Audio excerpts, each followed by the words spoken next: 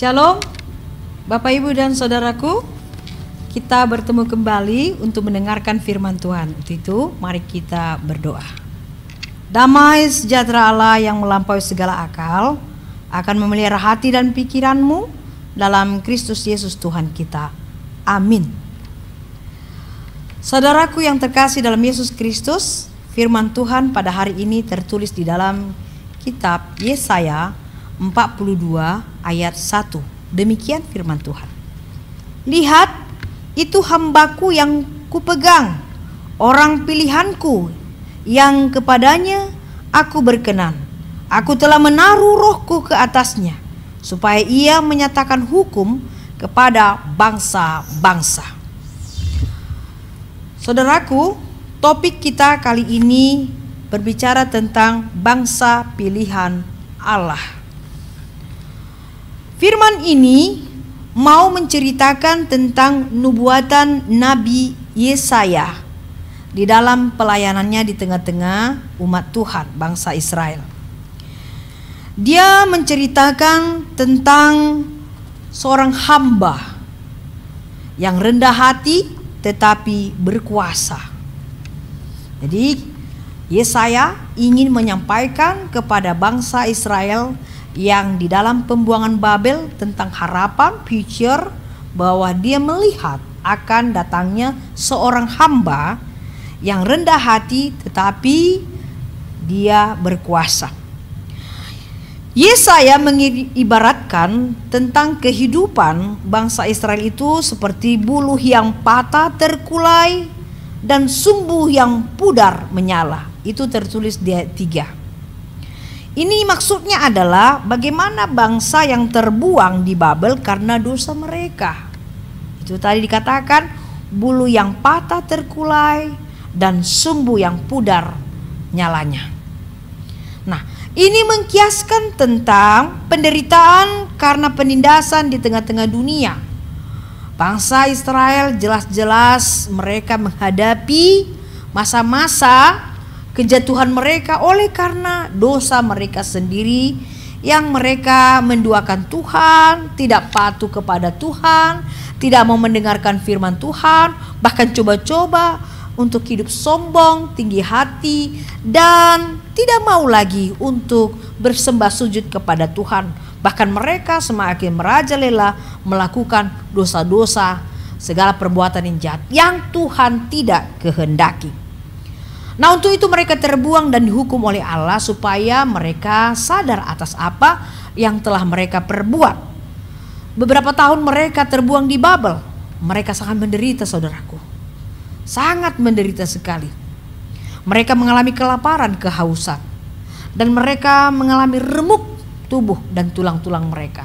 Bahkan ada juga yang mati oleh karena penderitaan itu. Itu semua terjadi karena Tuhan mengizinkan supaya umat Tuhan itu menyadari apa yang sudah mereka perbuat dan haruslah mereka bertobat untuk kembali ke jalan Tuhan. Nah, kita juga lihat di dalam nats ini ada juga suatu keberhasilan hamba itu adalah karena penyertaan Allah. Nah, Yesaya ingin membuka suatu rahasia adalah pengharapan yang diberikan Yesaya kepada semua bangsa Israel pada saat itu, supaya mereka selalu berdamai dengan penderitaannya dan mau segera untuk dipulihkan dengan bertobat.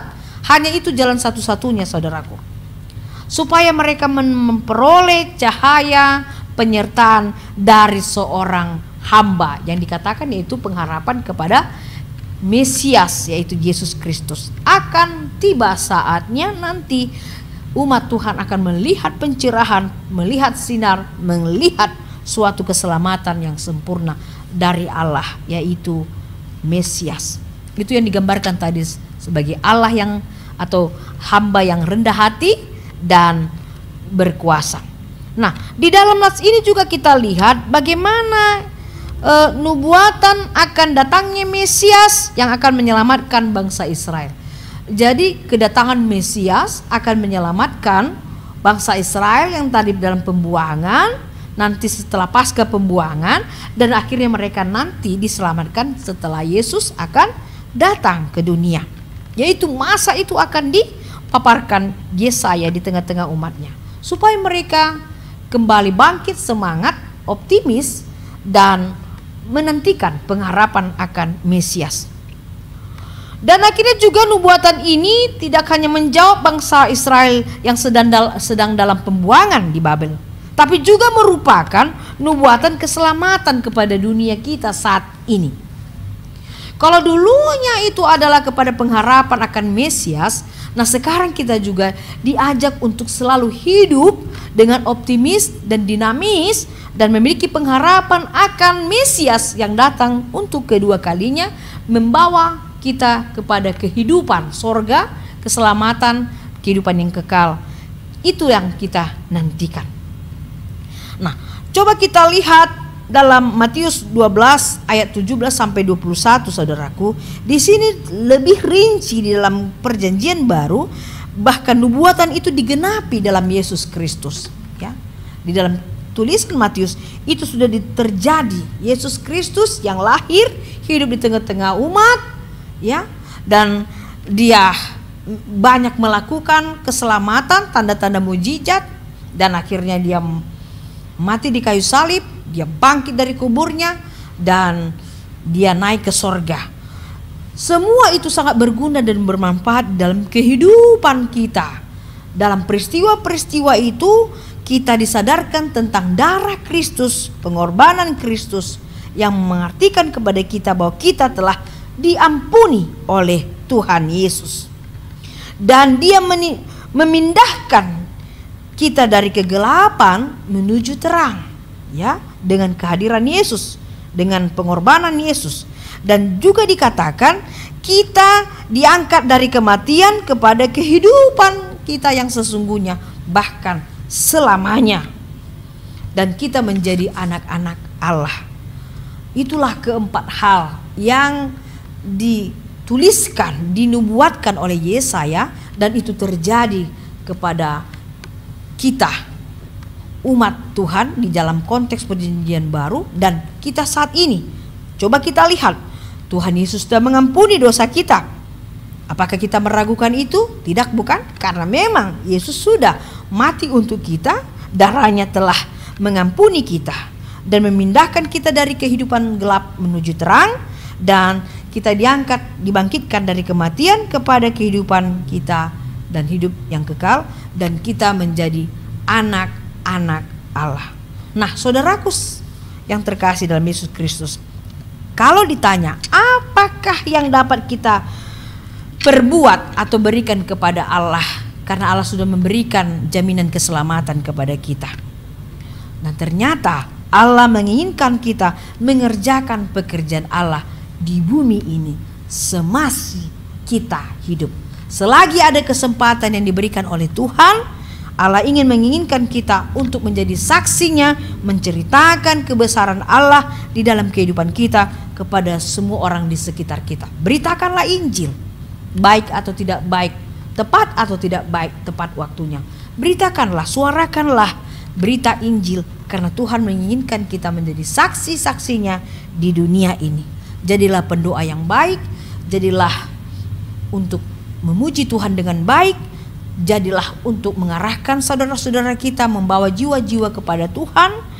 Semua orang terselamatkan, bukan hanya kita diselamatkan, tapi semua keluarga, handai tolan, dan orang-orang yang kita kasihi di luar sana. Bahkan orang yang tidak kenal, kita tidak kenal juga, kita harus memberikan kepada mereka untuk selamat sama seperti kita.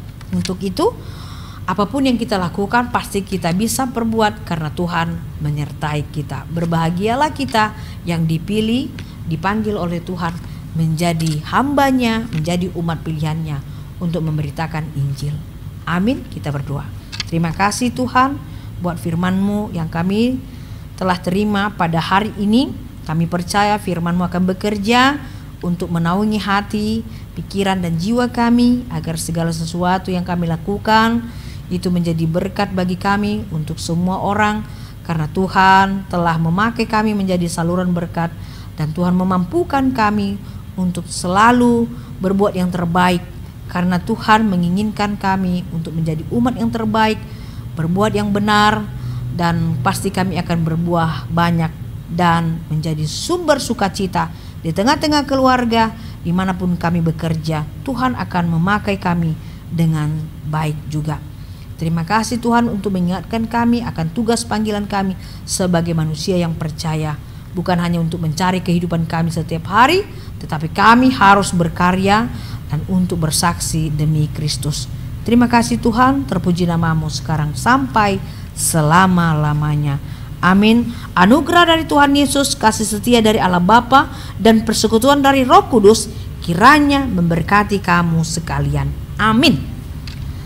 Saudaraku, demikianlah. Ingat selalu tersenyum, jangan mutung, jaga tetap prokes. Tuhan memberkati.